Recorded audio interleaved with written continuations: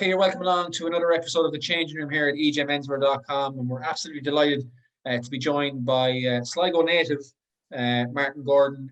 Martin competes and is hoping to compete at the 2021 Tokyo Paralympics in cycling. Martin, thanks a million for joining us. Great, Tom. I'm absolutely thrilled to be chatting to you guys. First off, the jealousy levels, because just before we came on, you told me that you're currently residing in Majorca, and the jealousy levels are at full tilt here. Explain to me what you're doing in Majorca. Well, I can tell you, if you were over here and you did a day's work with us, I think the jealousy levels will come straight back down to earth, because this is definitely, it's a well-known holiday destination, but for us, it is our national training base. So we come out here, particularly pre-pandemic, quite a lot.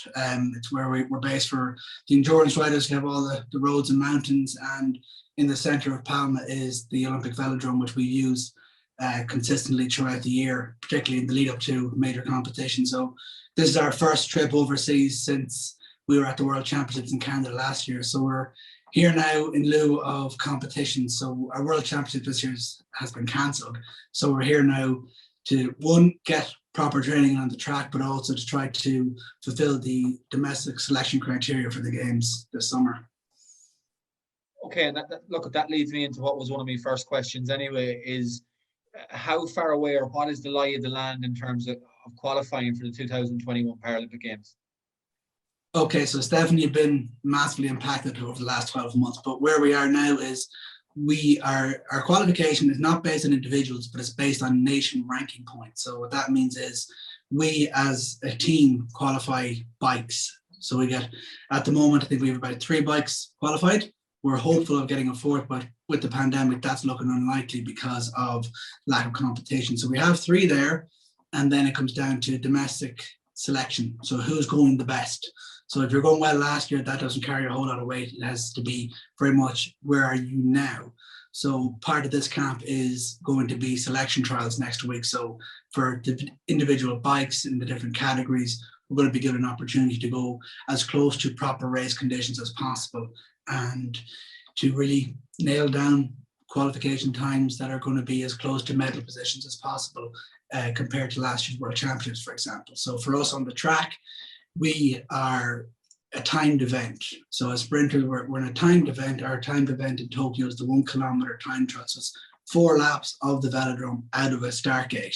So what we are trying to do is get as close to the bronze medal position from last year's World Championships. That's our objective.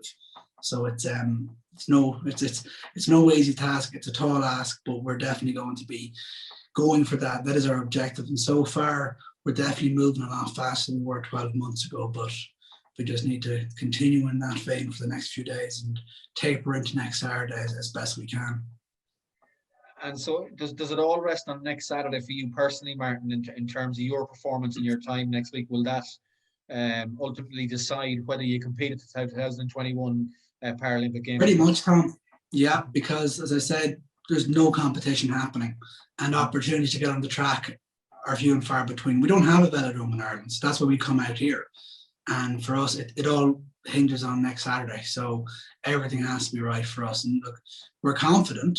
We have to be confident. We have to believe in ourselves. And as I said to my team at Eamon, who's on the front of my bike, not going out to Majorca for 3 weeks and everything that came before this, not to qualify, not leaving my 5-year-old daughter behind for 3 weeks to come home disappointed and to leave them disappointed. That's just not something that I'm willing to do. It's just have to go in there with every bit of confidence next week, and it really is down to that day, and opportunities will not come again. That's as far as we're concerned. We're just living in a time where going to a track or looking for competition is just not happening. Yeah, well, look, we certainly wish you the best of luck next Saturday. We hope it goes really well, and that we get to see you qualifying for the 2021 Games. I suppose just a couple of phrases you mentioned there, like Ireland not having a velodrome. How did Martin Gordon find himself, on the verge of qualifying for a Paralympic Games? How did you get into this cycling track event, and talk me through the timeline of that? Okay, yeah, so I think we could nearly describe ourselves as Ireland's answer to the Jamaican bobsleigh team, not having a velodrome and then being a sprinter. It's kind of like, if you're looking for something, if you're trying to be awkward, there you go. Yeah. Number 1 for that. So I got into cycling really recreationally way back in 2007, just doing charity cycles for Irish guide dogs. Enjoyed it a lot and decided to do more and more of it, get fit. And then I was put in the direction of the Cycling Ireland Development Programme for paracycling. So started into that, doing endurance racing for about 3 years, from about 2013, 14, 15 into 16, aimed for the Rio Games in endurance, but physiologically, all my testing, everything was pointed in one direction. You're a sprinter. So I was always aiming with a view to looking towards sprint, but sprint was not something that was on the programme with Cycling Ireland at the time. So when the Rio cycle finished up, that 4-year cycle was done and dusted, I kind of pushed to really get Cycling Ireland to include a sprint bike. So we identified a potential pilot who I've now racing with for 5 years, Eamon Byrne. And like myself, he also works in the Garda Síochána. And we were given a standard to meet, and that was to aim for and break a national record. So it wasn't exactly, oh, here you go, there's a bike, lads, welcome to the team. There was a high standard for us to meet straight away. Then in early 2017, we got selected to go to Los Angeles for the World Championships and put in a good enough performance there for Cycling Ireland to say, yeah, potential is there. You've got targets, you've met them. And we really moved on from there. And it's been 5 years now racing together. And in 2018, we raced in the World Championships again. This time was in Rio. And that was the turning point for us, because we came 6th in those World Championships after a little over a year on a bike together in the sprint events. And that put us into the world-class karting position. So we've been on the world-class level of funding from Cycling Ireland and Sport Ireland rather for the last 3 years. But I keep going on about the sprint events. What are they? So there's 2 events for sprinters. One is a 200-meter sprint, and that is qualification time over 200 meters. So that's when you come down off the top of the Velodrome. The Velodrome is like, it's banked right up to 42 degrees. And you're coming down off that banking. Like 2 days ago, I think we hit a max speed of 78 kilometers in training. That's the kind of speed you're hitting in those 200-meter qualifiers. And then it's the top 8 go through. It's a round robin system, fastest against the slowest right down to the last 2. So last year we came 5th in Canada in that, which was another personal best for us. But our event in Tokyo is going to be the 1 kilometer time trial. Some say it's the hardest event in cycling. It is, there's no hiding in this. It's down to the hundredths of a second. It's 4 laps out of the start gate, 250-meter track. And it is really everything you can possibly give of sheer power, strength over 4 laps, but also it's got a massive element of technical delivery. So if you don't get things right out of the start gate, it's just not going to happen for you. So coming out of that start gate, you have to be like a bullet out of a gun. And if you're not, you're just going to be fighting. So over the last 12 months, working from home in Ireland, in the Institute of Sport in Abbottstown, we've improvised. We've got a start gate out there, and it has just been start gate for 12 months. And we're seeing that pay dividend out here so far, but again, it all hinges on next Saturday. And when you say 1 kilometer and it's all about the start, is it about getting to a top speed and then making no mistakes for the next 4 laps and maintaining the highest speed possible going around? That's why it comes down to such fine margins. Yeah, so after about 125 meters, just before you come into the 3rd bend, you're out of the saddle all the way through to the 3rd bend. As you get into your tug position, at that point, you're at a top speed, you're over 60 kilometers an hour at that point in the space of 125 meters from a dead start. And then you maintain that, and you have to hold, they always say the shortest possible route around the track is on the black line. So the track is blue line, black line, red line. So always maintain that black line, keeping the bike on that. And for me on the back, it's all about soft hands, keeping tucked in. Don't try to, no turbulence, that maintain the black line for us. It gives Eamon the confidence up front, not to have to steer the bike, not have to force anything, just keep that nice momentum through that black line, through the bends. Because as you're coming out of each bend, the G-force just it's like a boomerang. You're propelled right down the straight. So the sheer force coming out of those bends, it's just hits you like a ton of bricks. It is so fast. But then you come to the last lap, and as I always say, you come around the second bend and open the stands, there's a sniper. And that is when everything that I have, or we have, anybody who does a kilo will tell you, that last half a lap is sheer and utter agony. You are absolutely twisted. You come off, you come around. If you couldn't see, you definitely won't be able to see by the time you come across the line. And you nearly have to be lifted off the bike straight over to a bucket. It is really, physiologically, it is the greatest impact you can put on your body in a sprint event is the 1 kilometer time trial. So there, as I said, there's just no room for error, no margin for error whatsoever in this event. Yeah, it sounds every bit of it, the way you're describing it there, Martin. Talk to me about the Velodrome, because you described the angle there, the 45 degrees and speeds of over 70 kilometers an hour. I think I picked up you saying there. What sort of adrenaline rush does an athlete get from that? You know, what sort of a feeling do you, or how would you describe the feeling when you're on the track at full tilt? Oh, it's absolutely incredible. It's unbelievable. I think anyone that rides a motorbike could describe it to you, that speed, that adrenaline rush. But you're coming down. So a velodrome is effectively, it's like a big wooden bowl, and it's banked on all sides. So you have front straight and the back straight, but the four corners, the bends, they're banked right up to 42 degrees at about 9 foot high. So when you're coming off the top of those, you wind up, you get up to the top of those bankings, and when you come down off those bankings at full tilt, the speed that you can produce on a bike that has no brakes. These track bikes don't have brakes. So you really have to know what you're doing. It takes a lot of time to get to that skill level, to be able to bring a bike to that speed, come down off the banking and hold a line. Because as soon as you come down off the banking, it's not just that effort. It's coming in right through, and I talked about coming out of the second bend in the kilo. When you come out of the second bend in the 200-meter sprint, it is like nothing you could imagine. It's just, you can feel your entire body. It just hits you right in the stomach, and you're just propelled forward at an absolute rate of knots. So for me, it's absolutely incredible. I can't imagine myself doing any other sport, because the kick you get out of this is just, it is a whole other level. You mentioned a couple of times your pilot Eamon, and talk to us a little bit about, well, I suppose, first of all, the trust that you guys need in each other, because what you've described over the last few minutes alone, everything is precision, and both of you guys have to be on A game. Absolutely, because there's as much wrong I can do on the back as he can do on the front. The trust is absolutely mutual.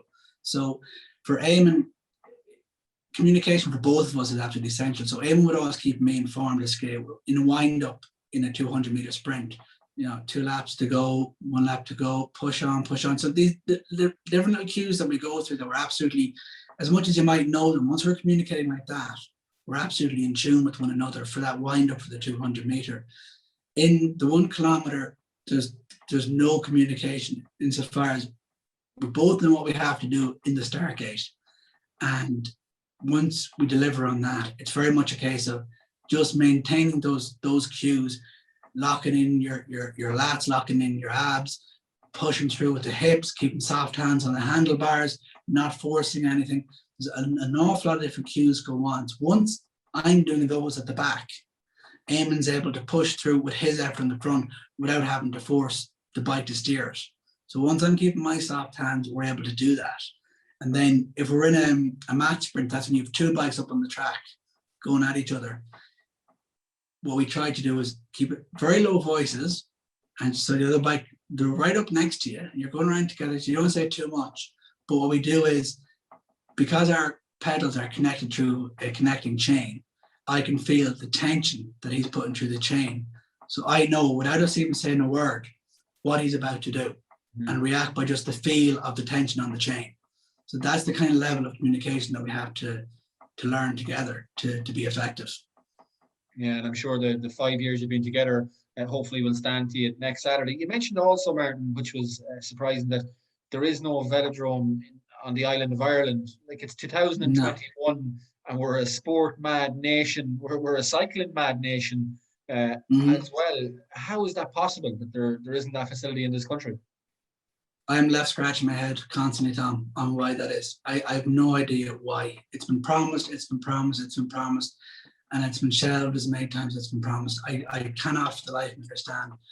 We have cycling has boomed in Ireland. We have greenways popping up all over the country. We have bike sales through the roof over the last number of years. We have more people taking out leisure licenses and racing licenses. And we are a country that is absolutely brimming with cycling talent. We've always produced top-end cyclists. If we had a velodrome, we would have so many top riders competing at the very highest level internationally. We are only a tiny snapshot of what we could produce in Ireland, and we're not doing it. We are just putting money in the wrong places constantly when it comes to sport and different infrastructural projects. Putting a velodrome in Abbottstown or anywhere in the country is not putting a man on the moon. It is very achievable, but it's just not happening. And why it is, I don't know. Cycling Ireland want it. Every person who races a bike wants it. Any person who wants to get into cycling, I think, would be in favour of it. And if we're able to produce top-end rugby players, footballers, GA, all of this, why can't we do it with cycling? Why is cycling just left behind? Like, we see it, all of our endurance riders have to go to the continent to race. That's just how it is. But all of our track cyclists could stay at home and race and train at home instead of having to come out here to New York all the time. I'd much rather be sleeping in my own bed every night and spending every evening with my family than having to come out here. New York is lovely. It's a beautiful island, and it's a privilege to be here. I'd much rather be doing this at home, though. Yeah, no, absolutely. Yeah, beside your family, as you mentioned. Martin, just for look at loads of people, our local fans and followers will know Martin Gordon and what you're about and your history within the sport. For those further afield who mightn't have heard your story, I know there was a brilliant feature on the Late Show a couple of weeks ago, and well done to all the athletes that took part in that. One thing that stuck out was one of your fellow competitors when Ryan Tubridy approached her and said Olympian, and she corrected him straight away and says, "Look, I'm a Paralympian." Are you on the same wavelength there? I don't ever get too hung up on labels or identifications. I think when people say Olympian, it's meant in the best way. If they say Paralympian, it's the same thing. I don't see myself as either or. I haven't made it that level yet. I want to be a Paralympian, but if someone called me an Olympian, I wouldn't be too perturbed by it. I have a disability. It's nothing. There's nothing in it for me. Ellen, she makes a very good point. But where I would say is, I see myself as an athlete, not a para-athlete. I'm an athlete first and foremost. I'm not a para-athlete. I can go into the gym and I'm probably lifting more than anybody. There's only one person in the gym in the Institute of Sport that's lifting more than me, and that's Eamon. So there's nothing wrong with my legs. It's only with my eyes. So but like that, it's for me, I'm an athlete, not a para-athlete. If I get to the Paralympic Games and I can call myself a Paralympian, happy days. And if you call me an Olympian, I don't think we fall out over time. Yeah, absolutely. Look, at EJ always asks the question at the end of all these interviews. His question for me today was plain and simple. If Martin Gordon qualifies for the Paralympics, is he going to come back with a medal? As I said in the Late Show, I'm not going over to Tokyo for the fun of it. I'm not going there to make up numbers. You don't do this without the ambition for a medal. Getting a medal at the Paralympic Games is bloody hard work, and it is unique. It is something spectacular. Believe me, I am not going to leave anything there. Everything is going to go into winning a medal. And believe me, if I win that medal, the people, not just Sligo, the people of Ireland will know all about it, but I would love to bring that medal back home to Sligo more than anywhere in the world. That would mean everything to me. And believe me, Tom, that's what I'm going out there to do. I'm going out there with the objective of coming home with something around my neck. Which will be fantastic, Martin. Well, look at what we'll say to you here from the changing room at EJMenswear.com is best of luck on Saturday to yourself and your pilot Eamon. talking to you, your determination. I know whatever happened, it won't go down for lack of effort. You're gonna leave it all on the track. Some of the stuff blew me away in the interview, like statements like, "I wouldn't bowl 70 mile an hour hitting black spots." It sounds almost impossible, but it sounds like a real thrill as well, Martin. So wish you best of luck on Saturday, and all the best in the future. And thanks a million for joining us at EJMenswear.com. Thanks, Sam.